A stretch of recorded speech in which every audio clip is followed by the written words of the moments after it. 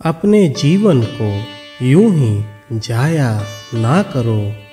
काफ़ी मुश्किल से यह मानव जन्म मिलता है, इसका भरपूर उपयोग करो।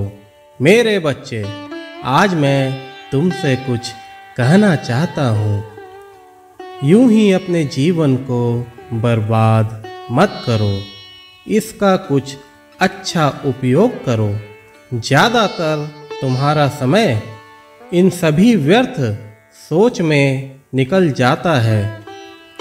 उसने तुम्हारे साथ अच्छा व्यवहार नहीं किया, उसने तुम्हारी पसंद का ख्याल नहीं रखा, तुमने किसी से जो उम्मीद की थी वह तुम्हें नहीं मिला।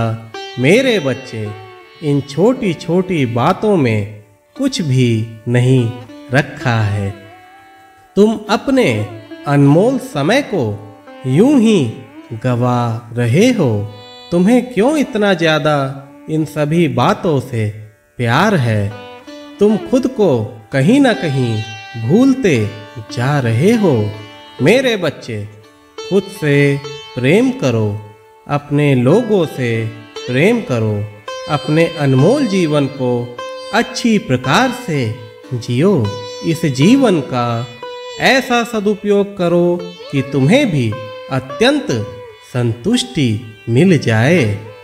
कभी किसी के कंधे पर हाथ रख कर देखो, वह आत्मा से जब तुम्हें दुआएं देगा तो उसकी आवाज़ परमात्मा तक अवश्य पहुंच जाती है।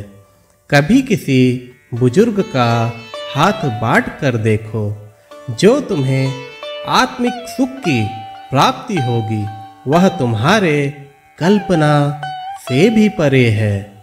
जितनी तुम्हारी आमदनी है, उसमें से छोटा सा भाग असहाय बच्चों के लिए खर्च करके देखो। तुम पाओगे कि तुम्हारा साईं भी मुस्कुरा रहा है। मैं तुम्हें इसी प्रकार का बनते हुए देखना चाहता हूँ। मेरे बच्चे, अपने जीवन से अपेक्षाएं बहुत होनी चाहिए, लेकिन तुम्हें जीवन के लिए कुछ देना भी है। तुम्हें प्रकृति को भी कुछ वापस करना है, तभी तो तुम पाने के अधिकारी बनोगे। एक दोगे और 100 पाओगे। मेरे बच्चे, मेरी यह बात तुम्हें गांठ बांध लेनी चाहिए कि जैसा भी तुम व्यवहार करोगे, ठीक वैसा ही तुम्हारे पास लौटकर आने वाला है।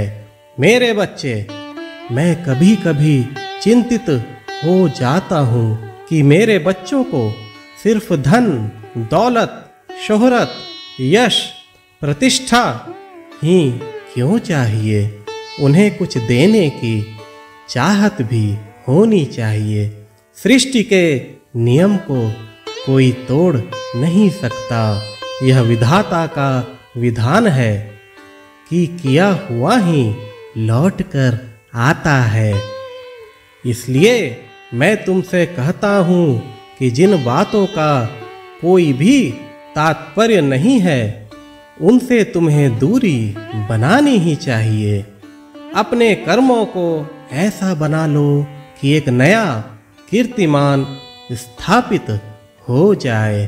तुम्हारा बाबा भी तुम्हारे अच्छे कर्मों के आगे मजबूर हो जाए। फिर इन भौतिक चीज़ों के क्या मायने? तुम्हारा साईं तुम्हें वह हर कुछ दे सकता है, जो कि अभी सिर्फ तुम्हारी कल्पनाओं में ही रहती है। मेरा खजाना सदैव से संपूर्ण है।